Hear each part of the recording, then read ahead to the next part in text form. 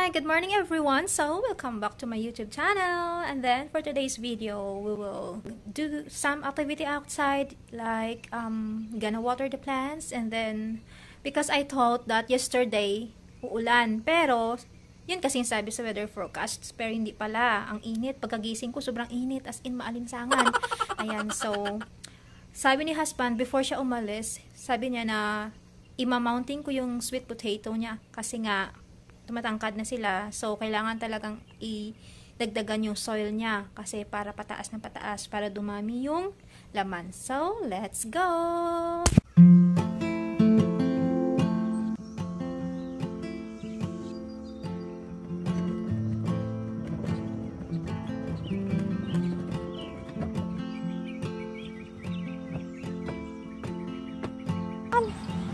Hindi man yan can. So, magdidilig tayo. Hala! Ano kaya yung mushroom na to? Edible pa to? Ang daming tumubo na mushroom, guys, oh. Baka nakakalason yan, oh. Oh. Parang same sa Pilipinas. Tawag doon yung na tumutubo sa labas ng bahay, pero iba yung itsura nito. Poisonous yata ito, no? Never mind. Hindi yan yung ating pakay. Ang pakay ko ay magdilig. At inutusan ako ni husband na ayusin yung kanyang mga patatas.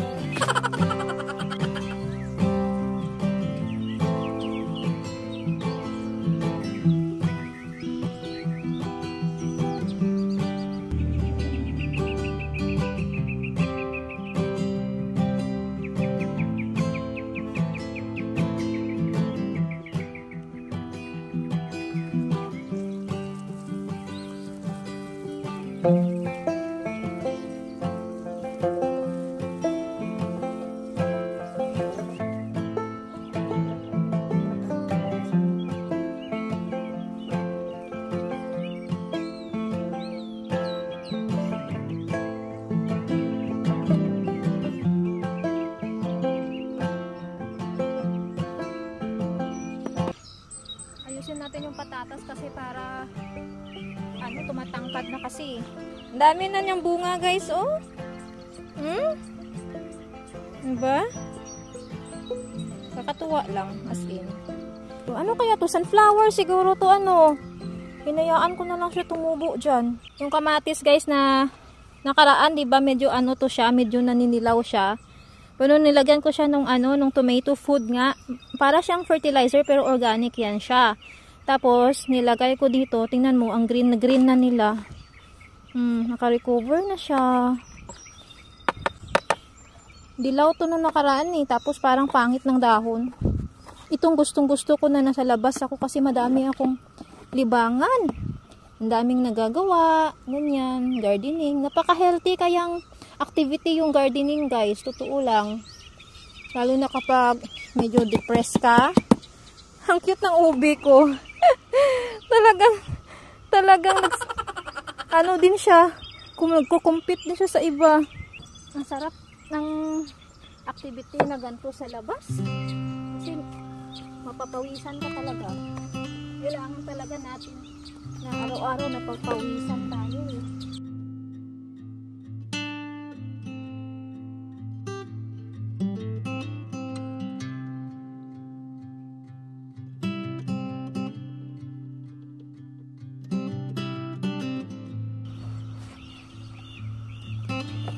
Matangkad pala to, guys, yung patatas kapag umabot na yung lupa sa ganito. Tatangkad pala siya.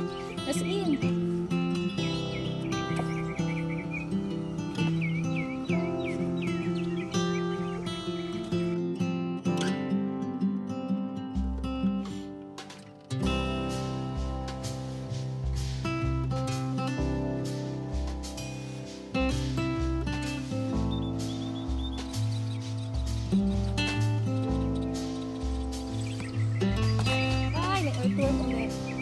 Bulate. Yan. Nilagay natin siya dito para itumpos na yung ating lupa. Huwag ko mamatay, ha. Natamaan ka ba ng aking Kaya mo yan.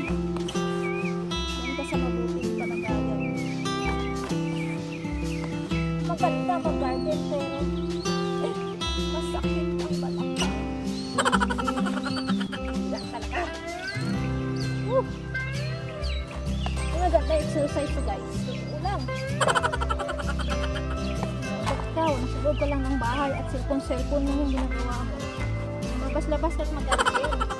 Nakakamilig ka pa. Kapag puro ka lang cellphone, wala kang mapapala. Maliban na lang may income pa sa cellphone.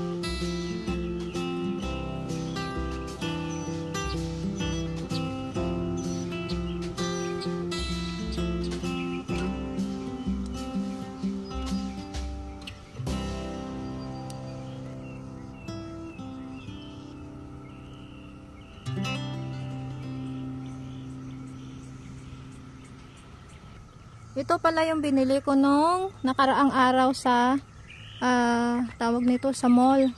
Ayan, dun sa Kroger. So diyan ko lang yan siya nilalagay kasi itong gantong halaman guys, medyo sensitive siya sa sobrang init. So kasi ditong area kapag medyo 12 na or 1, hindi ito masyadong naiinitan dito kaya diyan lang yan siya. So didiligan na din natin yung mga tanglad dito at saka itong malunggay. So far guys, yung malunggay, nakaka-recover na siya paunti-unti. Siguro sa lamig talaga, kaya nagkakaproblema sila. So, ang ipapandilig natin sa mga ganito ay tubig bigas. Para lalong mag-bloom yung flower.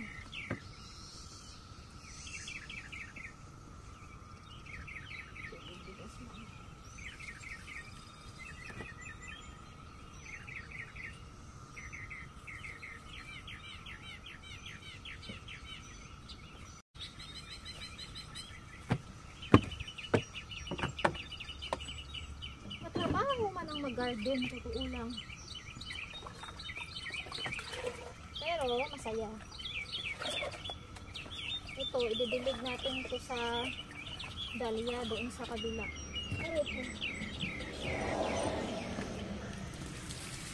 Diligan na natin si tanglad. Kasi, ilang araw na rin na walang dilig-dilig yan. Kaya, hindi kasi siya masyad pwedeng diligan lagi guys. Kasi nga, gusto lang niya yung moist lang. Lipat ko kaya yung dahlia dito para isahan na lang silang lahat. Yan, so dito na lang natin nilagay si dahlia para lahat sama-sama sila dyan. Ganyan. Yan. Dagdagan ko pa ng isang flower yan dito pag nakabili ulit kami. Diba? So, yan guys. Tapos na tayo sa labas. Ayan, para na akong lalaki. Ang init! Ayan. Pawis na pawis ako eh. Maalinsangan yung tawag nito, maalinsangan yung humid sa labas.